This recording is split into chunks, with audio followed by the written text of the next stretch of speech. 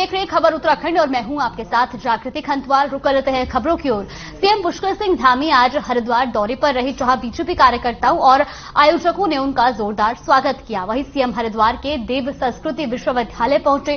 CM ने विश्वविद्यालय के ज्ञान दीक्षा समारोह में शिरकत की और विश्वविद्यालय के छात्राओं को शुभकामनाएं भी दी। इसके बाद सीएम ज्वालापुर के पीठ बाजार पहुंचे, जहां उन्होंने गणेश महोत्सव कार्यक्रम में हिस्सा लिया।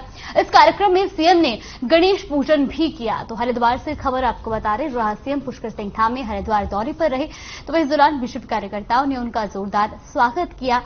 सीएम ने ज्ञान दीक्षा समारोह में भी शिरकत की।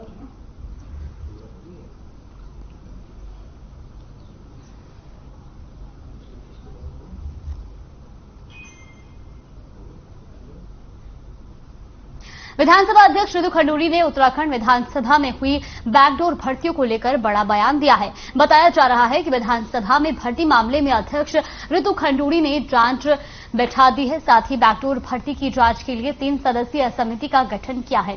समिति में रिटायर्ड आईएएस दिलीप कोटिया, सुरेंद्र सिंह रावत, अवनींद्र नायल शामिल हैं। हालांकि कमेटी को 1 महीने के अंदर रिपोर्ट सौंपनी होगी। तो वहीं ऋतु खंडूड़ी ने विधानसभा सचिव को जांच होने तक छुट्टी पर भेज दिया है।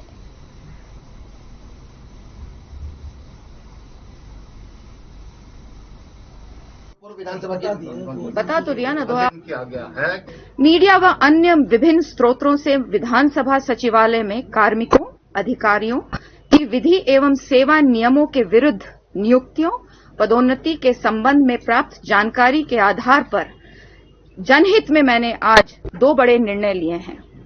विशेषज्ञ जांच समिति गठित की है, एक्सपर्ट कमेटी गठित की है, जिसमें श्री दिलीप कुमार कोटिया अध्यक्ष, श्री सुरेंद्र सिंह रावत सदस्य एवं श्री अवनेंद्र सिंह नयाल सदस्य होंगे। प्रदेश के कैबिनेट मंत्री रेखा आर्य ने अल्मोड़ा विकास भवन में विकास कार्यों की समीक्षा बैठक ली, जिसमें जनपद के सभी विभागों के अधिकारियों ने भाग लिया। इस दौरान उन्होंने संबंधित विभाग के अधिकारियों को सख्त निर्देश दिए हैं। साथ ही अल्मोड़ा के भिकायसैंण में हुए अंतर्राज्यीय विवाह को लेकर हुए हत्याकांड में पुलिस प्रशासन पर कई सवाल उठे थे, जिसको लेकर भी रेखा आर्य ने कहा कि इस मामले पर पुलिस अधीक्षक को साफ तौर पर चेतावनी दी गई है और इस पर सख्त कार्रवाई की जाएगी। तो अल्मोड़ा से खबर आपको बता रहे, जहां पर विभाग के अधिकारियों को दिशा निर्देश दिए गए। तो वही कैबिनेट मंत्री रेखा आर्य ने इस बैठक की अध्यक्षता की और जहां पर आपको बता दें कि विकास कार्यों पर चर्चा भी की गई।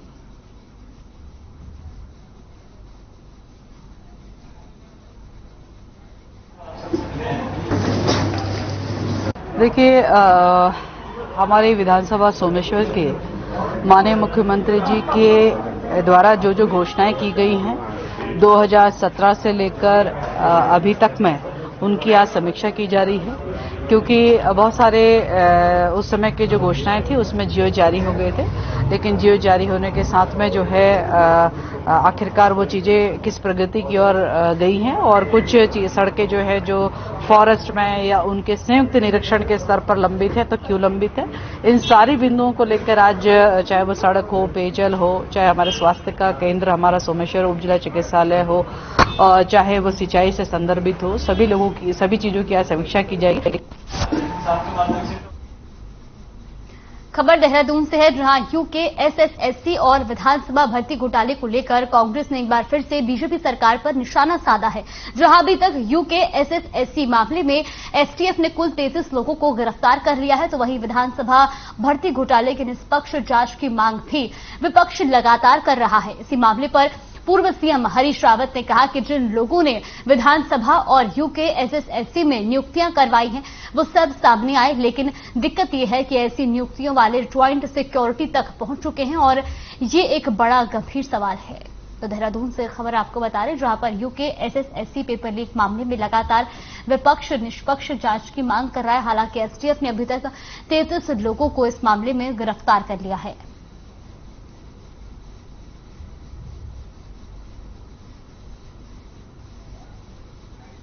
निष्ठावान नेता होने के कतई नहीं, मैं फिर स्पष्ट कर दे रहा हूं। वैसे अब मैं आगे इन विषयों पर, क्योंकि मैं चाहता हूं जो भी समय लगना है सरकार करे, स्पीकर करे, लेकिन जिन नियुक्तियों में नैतिक बल नहीं है वो नियुक्तियां निरस्त होनी चाहिए। प्रदेश में बढ़ रही साइबर क्राइम को लेकर उत्तराखंड पुलिस महानिदेशक ने निर्देशन में लगातार पुलिस लोगों को जागरूक कर रही है। इस दौरान पुलिस महानिदेशक अशोक कुमार ने कहा कि आज के दौर में सबसे अधिक साइबर क्राइम के मामले सामने आ रहे हैं। ऐसे में पुलिस जनता को भी जागरूक कर रही है और जनता से भी जागरूक होने की अपील कर रही है, जिससे कि जनता इस तरह के साइबर ठगी का शिकार न हो सके। तो लगातार बढ़ते साइबर क्राइम को देखकर पुलिस लगातार जागरूकता कार्यक्रम जो है वो कर रही है, जागरूक अभियान चला रही है और ऐसे में लोगों से भी जागरूक रहने की अपील कर रही है।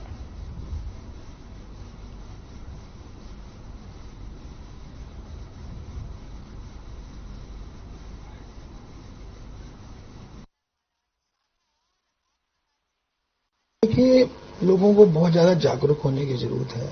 कोई भी फ्रेंड रिक्वेस्ट भेज रहा है बहुत सुंदर सा चेहरा लगा करके, अब आदमी को सोचना चाहिए ऐसे क्यों भेज रहे हैं मुझे। अलर्ट होना चाहिए कि जब किसी को बिना देखे बिना सोचे समझे ऐसे ही एक्सेप्ट कर लेंगे तो उसके थ्रू ये सेक्स एक्सटॉर्शन की पॉसिबिलिटी रहती है ऑनलाइन। अगर आप देखेंगे ये मोस्टली अकाउंट आप देखिएगा, वो जिस दिन आपको रिक्वेस्ट आएगी उससे 1-2 हफ्ते पहले ही क्रिएट। खबर नैनीताल से है, जहां दीपक रावत ने नैनीताल की बुनियाद कही जाने वाली बलिया नाला बाजार बीडी पांडे हॉस्पिटल का निरीक्षण किया। इस बीच दीपक रावत ने बताया कि बलिया नाला के ट्रीटमेंट के लिए 202 करोड़ की डीपीआर बनकर तैयार हो गई है, जिसके आधार पर अब शासन के आदेशों के अनुरूप कार्य किया जाएगा।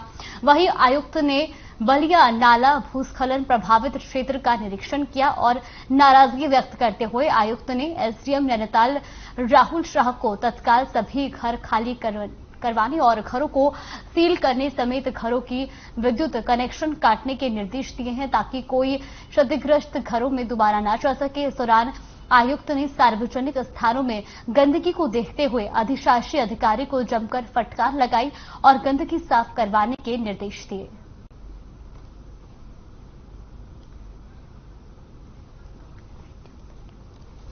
तो नैनीताल से खबर आपको बता रहे, जहां पर भूस्खलन प्रभावित क्षेत्रों का दौरा किया तो वही अधिकारियों को जरूरी दिशा निर्देश भी दिया। आयुक्त ने हॉस्पिटल का भी निरीक्षण किया। तस्वीरें भी आप देख सकते हैं।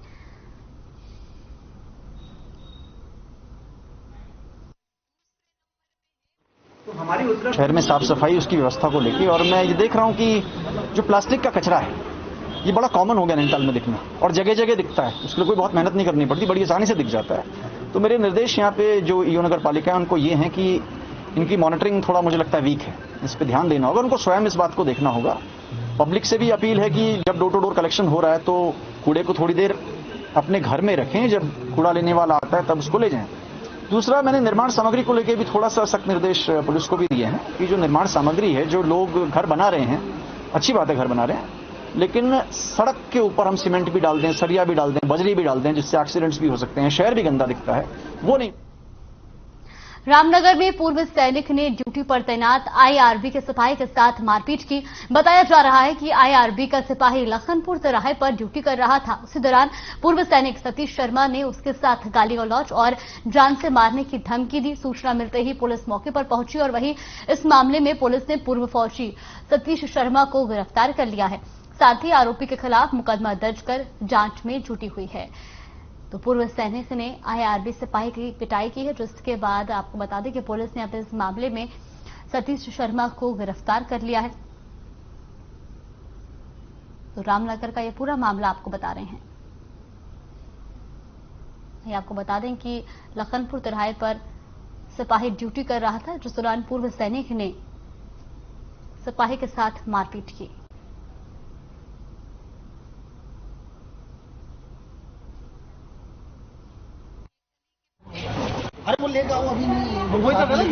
कल एक एक्सआर में सतीश शर्मा द्वारा जो है दारू के नशे में कल हमारे कर्मचारी के साथ सरकारी कार्य में बाधा डालकर अभियुक्ता की गई थी।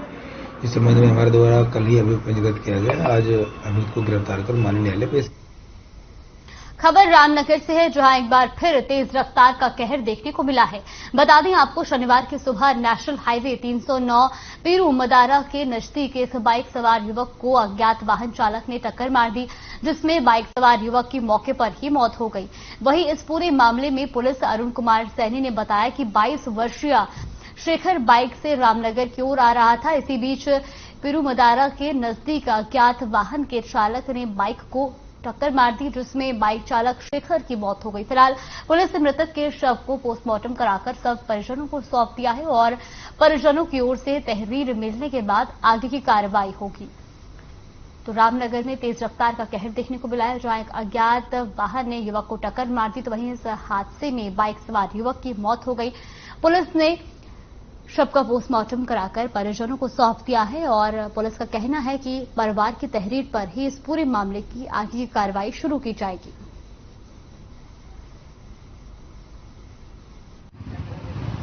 देखिए, एक शेखर नामक व्यक्ति की अज्ञात वाहन द्वारा टक्कर मारकर एक्सीडेंट में डेथ हो गई है और प्राप्त मेमो के आधार पर उसका हमारे द्वारा पोस्टमार्टम 95 की जो भी कार्रवाई पूरी की गई और शीघ्र इसमें अभियोग पंजीकृत योजना की। मेरा भाई है, घर से मतलब रामनगर के लिए आ रहा था, पीर मनारा में एक्सीडेंट हुआ, उसी मौके पर मौत हो गई वहीं पे। इसके बीच हमने पुलिस में रिपोर्ट करा दी है। पुलिस से ये चाहते हैं मतलब इसे मतलब आगे का। खबर रुड़की से है, जहां पर रुड़की के सिविल अस्पताल में झगड़े में घायल हुए लोगों का अच्छा मेडिकल बनाने के नाम पर बड़ा खेल चल रहा है। बीती रात भी बंदा रोड निवासी अनस नाम का एक युवक झगड़े में घायल हो गया, जिसके बाद अनस अपने परिजनों के साथ अस्पताल पहुंचा। अनस के परिवार का आरोप है कि डॉक्टर ने पहले तो ये कहकर उन्हें डराया कि तुम खुद ही चोट मार के आए हो, इससे तुम्हारा मेडिकल नहीं बनेगा, जिसके बाद उनसे अच्छा मेडिकल बनाने के नाम पर जबरन 15,000 रुपए की मांग की गई। अनस के परिवार का आरोप है कि गरीब होने के चलते उन्होंने इतने रुपए देने के लिए मना कर दिया। परिवार वालों ने बताया कि डॉक्टर उन्हें एक अलग कमरे में ले गया, जहां पर फिर से रुपए की मांग की गई, जिस बात को लेकर डॉक्टर और अनस के परिजनों में बहस हो गई। पीड़ित परिवार का कहना है कि डॉक्टर की सीएमएस से शिकायत की जाएगी।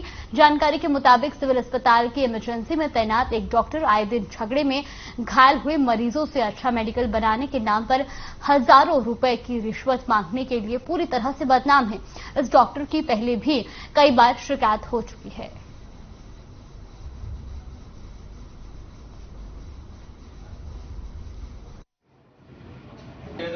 मैं जैसा घर पे नहीं आया था, मैं गाड़ी पे आ रहा था, मैं आने का देखा बच्चे में लड़ाई हो रही थी। अच्छा। तो मैं छुटाने में लगा, मैं मान जाओ भाई, मान जाओ, नहीं माने तो मैं जैसा फिर सोचा भाई मानते नहीं, इनके हाथ में चाकू था, ब्लेड था। मैं इतना घर तक आया, इतना आने का देखा तो इनको चाकू ब्लेड मार दिया। लड़ाई अच्छा हुआ, इतना में होया, फिर लोग बीच में बढ़ गए। बढ़ने के बाद कहा इस्लाम भाई तुम रहने दीजिए, फिर मैं इन्हें उठा के चौकी में ले गया। चौकी वाले बोले हाँ भाई कैसे हुआ जी, इस तरह बात है। अल्लाह नाम बताइए, माँ जी अनस। अल्लाह इनका डैडी का नाम सुलेमान। मुझे हाँ कल कैसे कैसे वैसे इस तरह इन्होंने चिट बना को दे दी मुझको। फिर मैं यहाँ पर आ गया लेकर इसको। डॉक्टर साहब बोले कल हाँ इसका कुछ कराना। मुझे हाँ कल कितने मुझे बोले डॉक्टर साहब 15,000 रुपये चाहिए। मुझे कहाँ से चाहिए 15,000 रुपये? 1,500 रुपये चल 15,000 रुपये काहे के मांगे? 15,000 रुपये मांगे। कल डॉक्टर ही इसकी अच्छी तरह कर देंगे। कल 15,000। त्रिवेणी घाट जाने वाली संकरी रोड पर लगातार नो पार्किंग में वाहन खड़े किए जा रहे हैं। बताया जा रहा है कि होटल संचालक की ओर से सबसे अधिक वाहन आस्था पथ के ऊपर पर्यटकों के खड़े कराए जा रहे हैं, जहां मां गंगा के दर्शनों के लिए जाने वाले पैदल श्रद्धालुओं को दिक्कतों का सामना करना पड़ रहा है। साथ ही नो पार्किंग में वाहन खड़े होने की वजह से जाम लग रहा है। जानकारी के मुताबिक कई बार स्थानीय लोग पुलिस को इस मामले में मौखिक रूप से जानकारी देकर कार्रवाई की मांग कर चुके हैं। वहीं इस मामले में सीयू डीसी ढोंडियाल का कहना है कि नो पार्किंग में खड़े वाहनों पर लगातार पुलिस कार्रवाई कर रही है। इसके साथ ही जयराम आश्रम पर भी जल्दी नो पार्किंग में खड़े वाहनों पर कार्रवाई की जाएगी। तो ऋषिकेश से खबर आपको बता रहे, जहां पर वाहन खड़े होने की वजह से जाम लग रहा है, तो वही नो पार्किंग में खड़े वाहनों पर अब कार्रवाई की जाएगी।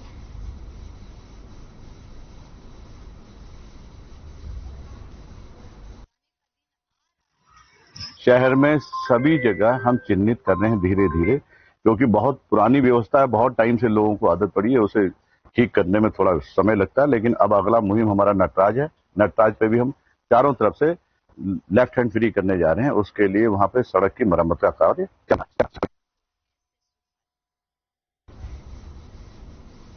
खबर अल्मोड़ा से है, जहां जिले के विकास खंड शल्ट में थला मुड़ाना मोटर मार्ग के डमरीकरण को लेकर ग्रामीणों और क्षेत्र जनप्रतिनिधि ने 3 घंटे तक सड़क जाम किया। तो वहीं इस वजह से आने जाने वाले लोगों को पैदल चलने के लिए मजबूर होना पड़ा। वहीं ग्रामीणों और क्षेत्र जनप्रतिनिधि के प्रदेश सरकार के खिलाफ नारेबाजी की, जिसके बाद ग्रामीणों को प्रशासन, पीएमजेवाई और लोक निर्माण विभाग के अधिकारियों ने आश्वासन दिया कि 2 दिन के भीतर थला मुंडा मोटर मार्ग को लोक निर्माण विभाग में ट्रांसफर किया जाएगा, जिसके बाद विभाग के आश्वासन मिलने पर ग्रामीणों ने जाम खोला।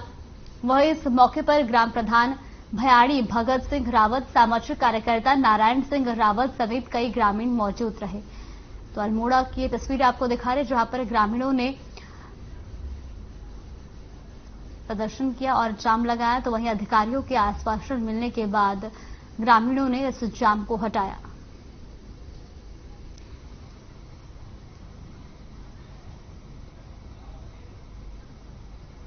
रामनगर में भारतीय वाल्मीकि धर्म समाज से जुड़े सैकड़ों लोगों ने बंबाघेर स्थित महर्षि वाल्मीकि मंदिर से जुलूस प्रदर्शन करते हुए तहसील परिसर पहुंचे और एसडीएम के माध्यम से प्रदेश के मुख्यमंत्री के नाम का एक ज्ञापन सौंपा। संगठन के राष्ट्रीय अध्यक्ष वीरेश भीम सिंह अनार ने बताया कि रामनगर स्थित सीताबरी क्षेत्र में वाल्मीकि तीर्थ के विकास के लिए समाज की ओर से लंबे समय से मांग की जा रही है, लेकिन सरकार की ओर से आज तक उनकी मांगों को अनसुना किया जा रहा है। उन्होंने सरकार से इस क्षेत्र का विकास करने की मांग करते हुए कहा कि प्रदेश में सफाई कर्मचारियों का उत्पीड़न भी लगातार किया जा रहा है। मोहल्ला स्वच्छता समिति तहत कार्य करने वाले कर्मचारियों को पक्का किया जाए। तो वहीं उन्होंने ये भी कहा कि उन्हें संविदा पर तैनात करते हुए उनका उत्पीड़न बंद किया जाए। वीरेश भीम सिंह ने चेतावनी देते हुए कहा कि यदि सरकार ने उनकी मांगों को अनसुना किया तो पूरे प्रदेश में उग्र आंदोलन किया जाएगा।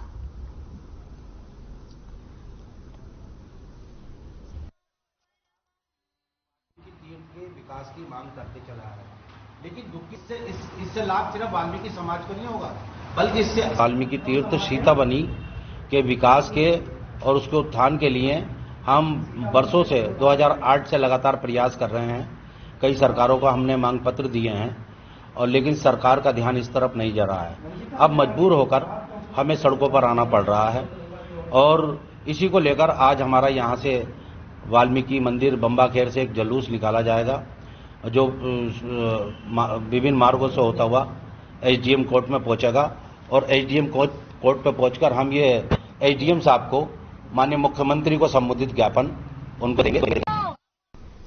तो रामनगर से खबर आपको बता दें, जहां पर वाल्मीकि समाज के लोगों में आक्रोश देखने को मिला। तस्वीरें भी आप देख सकते हैं, सैकड़ों लोगों ने जुलूस निकाला और साथ ही साथ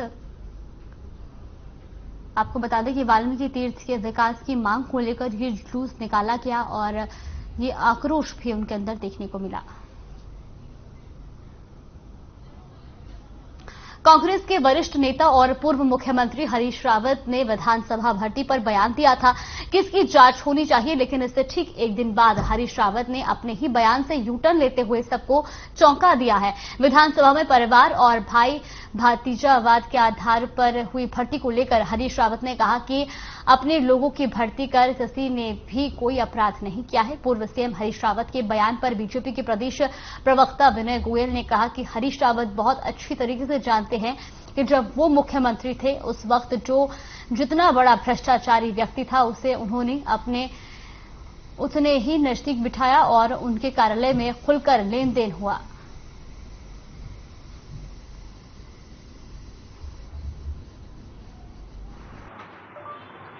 हरीश रावत जी के चरित्र को लोग बहुत अच्छी तरह से जानते हैं।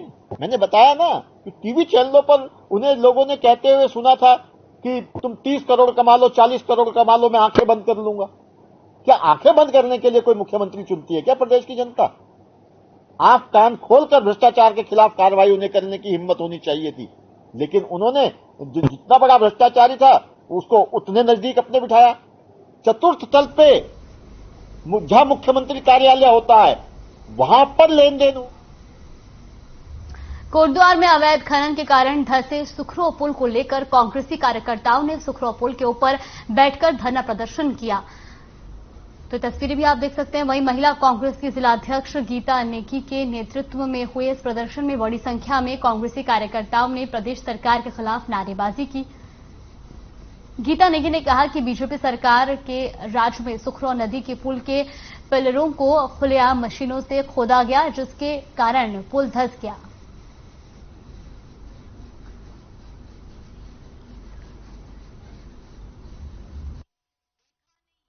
और दुखी मन से इतना हम दुखी हैं कि पिछले 2-3 सालों से लगातार मैं प्रयास कर रही थी कि भाई ये समय पे इसका सुध ले लें कि जो ये बिल्कुल मानकों के विपरीत जो यहाँ पे खनन कार्य किया गया है, मैं चाहती हूँ कि तत्काल जो भी दोषी हैं उन पे सबसे पहले कार्रवाई की जाए। जो ये कोटद्वार की जनता और भाबर की जनता को जोड़ने के लिए जो पुल यहाँ पर बना गया था, जो भाजपा की ही मंत्री द्वारा पूर्व मुख्यमंत्री भुवन सिंह खंडूरी के द्वारा पुल बनाया गया था, जो पुल आज धंस चुका है, जिसमें कोटद्वार की जनता और भाबर की जनता में काफी रोष है। और कल कहा गया था यहाँ पर एक सर्वे की टीम आएगी, ना यहाँ पर सर्वे की टीम आई है और अभी भी हमें खतरा अगर बारिश आती है पुल कहीं ना कहीं ये ढह ना जाए, जिसके कारण आज यहाँ पर कांग्रेस ने पुरजोर आंदोलन किया है। अगर जल्द से जल्द पुल का निर्माण नहीं होता तो इससे भी ज्यादा 26 सितंबर को जिला पंचायत के चुनाव होने हैं, जिसको लेकर अपने अपने क्षेत्र से जनप्रतिनिधियों ने अपनी अपनी दावेदारी पेश करनी शुरू कर दी है। तो वहीं क्लियर विधानसभा के मेवाड़ क्षेत्र से जगपाल सिंह ने जिला पंचायत सदस्य का फिर से चुनाव लड़ने का ऐलान किया है। जगपाल सिंह ने बताया कि उन्होंने अपने पिछले कार्यकाल में भी जाति धर्म भेदभाव से ऊपर उठकर सभी के लिए विकास का काम किया है। वहीं जुरान क्षेत्र निवासी इमरान मलिक ने कहा कि जगपाल सिंह ने मंदिरों में ही नहीं मस्जिदों में भी काम कराया है। वहीं एक और स्थानीय निवासी बुजुर्ग ने कहा कि जगपाल सिंह के साथ हर समाज का वर्ग खड़ा है।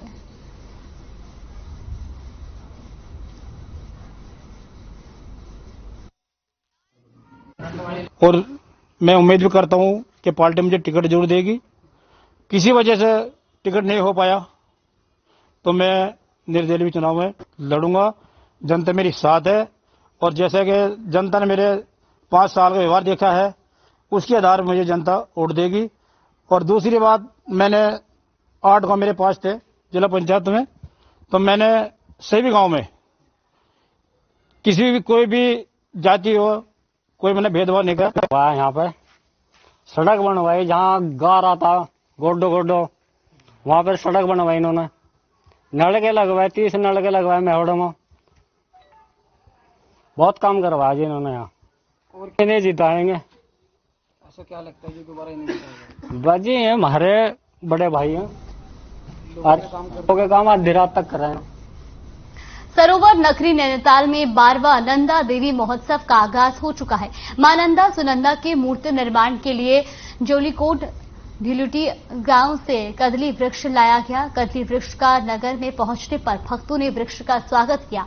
माता के जयकारों के साथ भव्य रूप से कदली वृक्ष का नगर भ्रमण भी किया गया। इस दौरान भक्तों ने बढ़ चढ़कर हिस्सा लिया। तस्वीरें आप देख सकते हैं, नैनीताल से तस्वीरें आपको दिखा रहे, जहां पर भक्तों ने बढ़ चढ़कर इसमें हिस्सा लिया।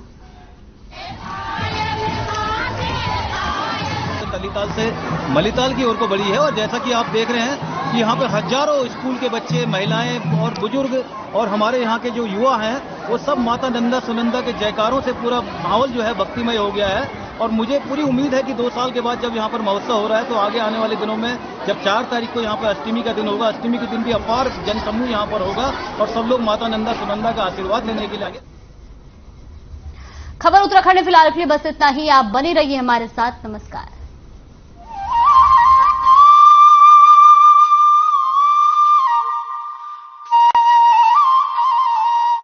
अपनाएं